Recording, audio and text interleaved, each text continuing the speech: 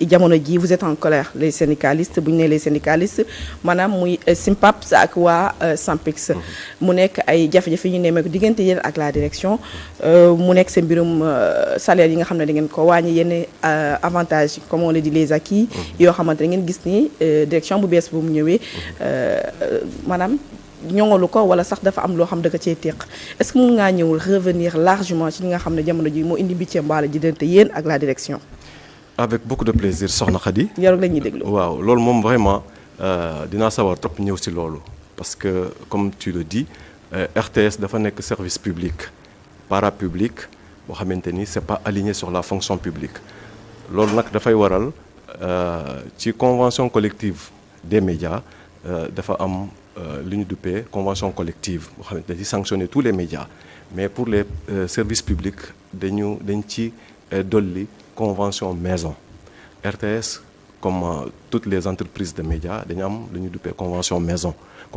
boobu nag dañ koy négocier chaque 10 ans maximum mën na bañ a yegg foofu RTS nag depuis 2005 lañ géej a am convention bu bees parce que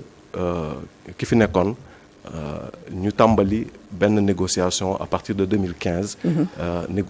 convention bu bees ak syndicat bi nga xamante ni moo fi nekkoon SYNPICS bureau bi nga xamante ni moom laa remplacé Moustapha Cissé ak ñi mu àndal ñu nekk ci di négocier pendant longtemps ñu am benn point d'achoppement bu ñu duppee clause de mobilité boobu li tax mu nekk jafe-jafe jamono yooyu noonu direction générale bi fi nekkoon da daan affecter abusivement les gens n'importe où il suffit tout simplement que nga bañ a d'accord ak ñoom ci gis-gis rek ñu affecté la toroxal la def nañ ko fi ay agent syndicat nee na nag lii bu ñu ko accepté arme de gestion lañ koy def donc loolu duñ ko nangu loolu moo tax affaire bi traîné en longueur ba 2024 mu nangoo dindi clause boobu signé convention bu bees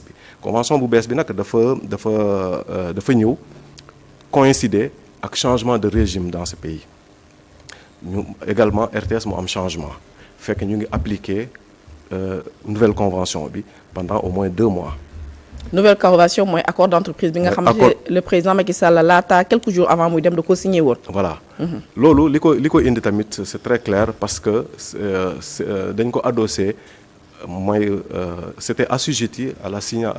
la prise de décret du financement de l'audiovisuel public financement de l'audiovisuel public nag soo ko déggee ñi bëri dañu foo ne dañ ko jagleel rek salaire non c'est pour des budgets de production pour l'achat de matériel léegi nag bu ñu ci mën a fayee salaire tamit ñu fay ko ci loolu mooy financement de l'audiovisuel public loolu nag décret d'application parce que code de la presse bu bees bi moo ko exiger l'État donc décret d'application boobu président Macky Sall loolu la jël signé ko donc convention bu bees bi nga xamante ni kii ñëw na fekk ko foofu ça ne souffre d'aucune contestation amul benn grief boo xamante ni mën nañ ko yëkkati teg ko ci convention bi. alors convention bi Pape Alé Niang nga xam ne mooy directeur général de la RTS bañ ko ci laajee moom le 29 décembre dafa def benn sortie indi ay éclaircissement moom argument yu mu waxee dafa ne décret boobu noonu nga xamante ne dañ ko signé muy décret 2024 800-837 ñu ngi ko signé le 27 mars 2024 le président d'alors Macky Sall nee na jusqu'à présent li nga xamante ne reste à ce jour en suspens puisque l'arrêté interministériel ki nga xam ne mooy fixer les modalités de versement n'a pas pris en compte les compétences autrement dit looloo tax fu mu toll nii dëkk bi ci bopp nee na fësalaguñ ko wala gënaluñ ko loolu moo tax dafay xaarandikum loolu tax mu indiwaat leen ci barème salarial bu 2014 est-ce que argument boobu yéen ba ngeen toogee en tant que syndicat avec la direction yéen propos yooyu noonu la leen tenir. argument boobu ça tient pas la route parce que Pape Alé bi mu ñëwee grief bi muy relever mu ne man seetlu naa ni convention bi amul équité maanaam li ñu yokkal directeur ak li ñu yokkal un agent simple dafa am écart nee na loolu la ci seetlu en plus moom jàpp na ni amul couverture budgétaire loolu la wax donc lii élément bu bees la bi nga xamante ni indi na ko mu jaaxal ñu trop parce que il n'a jamais évoqué ça devant le syndicat il n'a jamais évoqué ça depuis 2 ans bi nga xamante ni mi ngi nii suspendre accord d'entreprise bi donc loolu ñun mënuñu koo nangu li wax naa la lii décret d'application la décret d'application mi ngi ci bi ñu ko jëlee ça fait 2024 ak léegi président bu bees bi révoqué wu ko waxu ci mais moom lan moo ci yoonam ba muy suspendre ay accord RTS kenn sant ko kenn laaju ko c'est parce que dafa ñëw avec des idées arrêtées tout simplement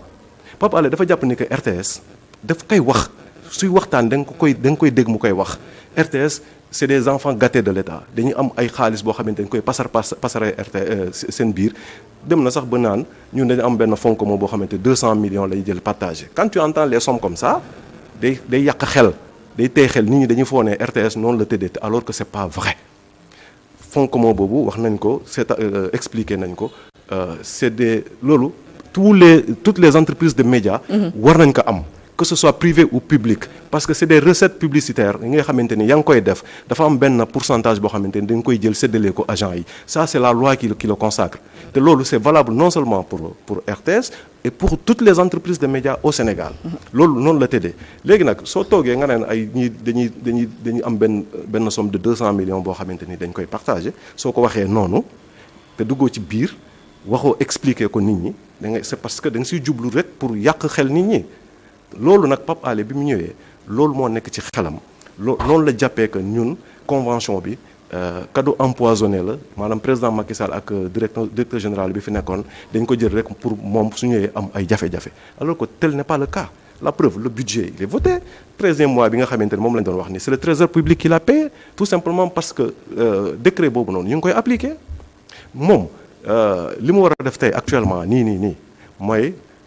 bind arrêté interministériel bi dem gis le ministre de la communication s'il y a des choses à revoir mu signaleel ko s'il n'a rien à retoucher à son texte mu dem gis ministre des finances yëf yi jeex loolu dong la laaj voilà fu mu nekk nii y a rien nga xamante ni mën na ko reprocher ci accord bi. alors avant-hier def ngeen conférence de presse boo xamante ne ci enceinte RTS ngeen ko bëggoon ko defee ñu tere leen ko indi fa les forces de l'ordre donc ça veut dire que jamono ji mën nañu wax ne dialogue du sourd moo am entre yéen ak seen directeur est-ce que am nañu ci jéem a dox tànk jàmm ngeen mën a ne serait-ce que toog waxtaan. ñu mën a xam points yi la ñu mën a satisfaire pour le moment lii ak lii pour le moment mën a guñ ko d'autant plus dañoo nekk ci contexte économique bu difficile qu'est-ce qui se passe est-ce que yéen a ngi dialoguer entre-temps la direction et vous. Il y a pas de dialogue te man dama jàpp ni dialogue et tout se règle autour d'une table loolu dama ko gëm te je pense que c'est comme ça que ça va finir également mais man bi ñu ma falee à la tête du SYNPICS ça fait maintenant 4 mois maa ngi bind naa Pape Alé présenté ko sama bureau bu bees bind naa ko recevoir ñu bind naa ko plusieurs fois pour que ñu toog waxtaan ci situation yi nga xamante ni moom la liggéeykat yi di dund biir RTS. ba ngeen toogee est-ce que wax nga ko problématique ba fu ñu toll ni Pape Alé nangul toog ak man nangul toog ak sama bureau il ne m'a pas reçu une seule fois. bañ la falee ba léegi. bañ ma falee ba léegi même pas une simple réponse au courrier que je lui ai adressé il m'a ignoré royalement ba fu ñu toll nii léegi nag ñun ñu ngi dund ay jafe-jafe. situation bu méttee parce que convention bi mu ko arrêté il faut que ma ñëwaat ci loolu bi mu ko arrêté daf ci diggante 2 mois yooyu nga xamante ni appliqué nañ ko. ay liggéeykat nga xamante ni ñëpp gis nañu ay un peu de changement sur le traitement salarial. ñu bëri dem jël ay engagements bancaires pour que seen situation sociale change nga xëy rek suspendre convention bi banque xamul loolu. bien sûr banque xamul loolu. léegi nag ces gens ils reviennent à leur ancien salaire avec des prélèvements bancaires yoo xamante ni c'est fait sur la base de l'augmentation de salaire bu ñu am mais des gens qui souffrent le martyre des gens nga xamante ni wallahi am na ci ñoo xamante ni wax naa ko am na ñoo xamante ni ci situation de dépression la ñu nekk sànq rek bi may ñëw am na collègue bu ma woo mu ni ma seen point de presse bi ngeen defoon keroog ba expliquer yenn mbir ça a sauvé mon mariage parce que sama jabar ni may dundee ak moom musul gëm ni que situation bii la ñu dundee RTS donc sur le plan social su Pape Alé bu ñëwul à de meilleurs sentiments wallahi RTS il est en train de décimer RTS il est en train de décimer les travailleurs de la RTS te waxtaan il faut que mu toog ak ñun ñu waxtaan loolu il ne le veut pas il ne nous adresse pas la parole ça ne date pas d'aujourd'hui Pape Alé du wax ak liggéeykat RTS. du wax ak liggéeykat ça veut dire. maanaam ni la leen rombee nit ñi du nuyu kenn Pape Alé voilà c'est comme ça qu'il se comporte son arrogance tout le monde le sait ça on l'a dit on l'a redit c'est une répétition loolu ñëpp xamal ko loolu te noonu la comporté wu RTS mais jamono ji ak seen mot d'ordre ngeen di amal mouvement d'humeur port de brassard quand même am ngeen interlocuteur mais bu dul Pape Alé directement il y a des chefs de service qui sont là-bas direction bi aussi am na ñoo xamante ne c'est vos responsables su fekkee ne c'est lui le top management moo nekk ci kaw. tous ces services sont sous sa tutelle moom la ñu bind à travers ces services jotuñu benn réponse ba fu ñu toll nii. Pape Alé ñun bi ñu defee suñu sortie il est sorti il s'est adressé aux Sénégalais il n'a même pas voulu parler avec nous Sénégalais la waxal politiser ko wax kaddu bi nga xamante ni yëkkati na ko jëmale ko ci askan bi c'était pas adressé à nous. waaw loolu sax nañ ci ñëw largement. voilà parce que moom voilà ba muy wax dafa mel ni dafa ruumandaat ni dafa am ñoo xamante ne ñoo nekk seen ginnaaw des politiques. les acteurs politiques parce que aussi ba fa Racine Talla nekkoon gisoon nañu aussi même scénario bi moo fa amoon aussi. c'est pas pareil. Il y avait des travailleurs qui se braquaient di dénoncer sa gestion Pape Alé ñëw les mêmes pratiques continuent finalement est-ce que ETS nekkulee boo xamante ne aussi les travailleurs ku nekk ak sa position politique bu benn DG ñëw rek par rapport ak yow say intérêt nga daal di commencer yëngal yi fii. ça c'est la stratégie Pape Alé loolu amul RTS actuellement nii. li xewoon sous Racine Talla loolu xewul ak RTS présentement. lan mooy différence bi. man mi di wax ak yow parce que Racine ba mu fa nekkee aussi loolu ngeen gën a wax ne gestion. non man mi di wax ak yow man li tax ma jug commencé dugg ci syndicat bi ba xeex lii nii parce que on allait vers une dérive loolu duma ko seetaan man kenn xamaluma syndicat RTS kenn xamaluma politique RTS. yow tu me connais même pas parce que man sous Racine dama koo xeex ba tëdd ci naaj bi parce que loolu moo tax j'étais complètement marginalisé j'étais à l'écart man journaliste télé la yaa may dégg dama doon def ay plateau dama doon def journal parce que d'accord ma ak seen politique ñu mettre ma au frigo yaa may dégg man kenn gën maa xeex pour que le changement am ci biir réew mi soo gisee tey nag ma jug taxaw pour les mêmes raisons c'est parce que li ñu yaakaar ci Pape Alé il est venu faire le contraire loolu moo tax comme yéen vous avez la sensation que li amoon moo amaat fii tey loolu lépp Pape Alé il doit se poser des questions pourquoi loolu am alors que sénégalais ak RTS dañoo dund yaakaar que ni Pape Alé bu ñëwee changement bu bëri dina am man wax naa ko le jour où il a fait la passation de service si weetam laa taxaw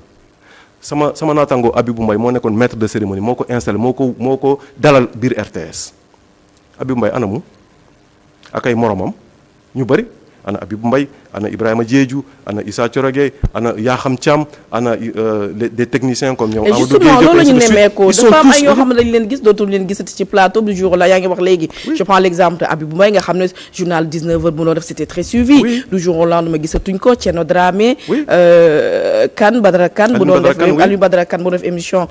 Kenkiliba. ak ñeneen ak ñoom Yakham Thiam qu'est-ce qui se passe exactement xanaa doo ma wax ne ñoom ñëpp dañu leen mettre au frigo ak yéen ban motif. ah mais loolu moo am.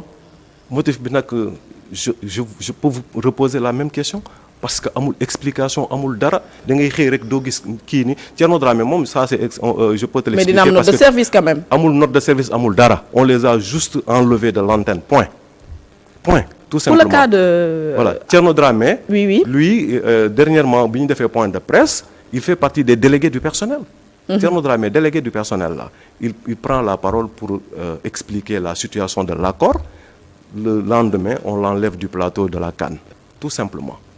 Thierno Dramé. En brandissant des menaces, Pape Alé. Il a pris à témoin l'opinion, il a pris à témoin tout le Sénégal, dit que bu ko kenn ñëw ñaan ko njëkk wax na ko clairement te il est en train de l'exécuter. wax naa nag ñun franchement bu ñu woowee ci domaine boobu noonu dinañ ko ci wuyu parce que on n'a rien à nous reprocher. Nous, on demande tout simplement la levée de la suspension de notre accord d'entreprise et il n'a qu'à revoir sa gestion de la RTS parce que sa gestion, franchement, il y a à manger, à boire parce que lu muy def amul benn orthodoxie ci sa gestion. waaw comme la direction refuse carrément de s'entretenir ak yéen ces ministres de tutelle est-ce que saisir ngeen ko. On a saisi par courrier Pape Alé ampliation à toutes les autorités ministère de la communication ministère du travail direction du travail inspection du travail ministère de l'économie ministère du budget premier ministre président de la République ñi ñëpp bind nañ leen courrier mais ba fu ñu toll nii nous on n'a aucun retour ñu ngi dérouler notre plan d'action parce que duñu toog ni ñu note ñu koy accepter pour être complice de la défaillance et de la chute de la RTS loolu duñ ko nangu. D'accord, on va revenir sax ci plan d'action boobu noonu commencé ngeen def benn point de presse que sera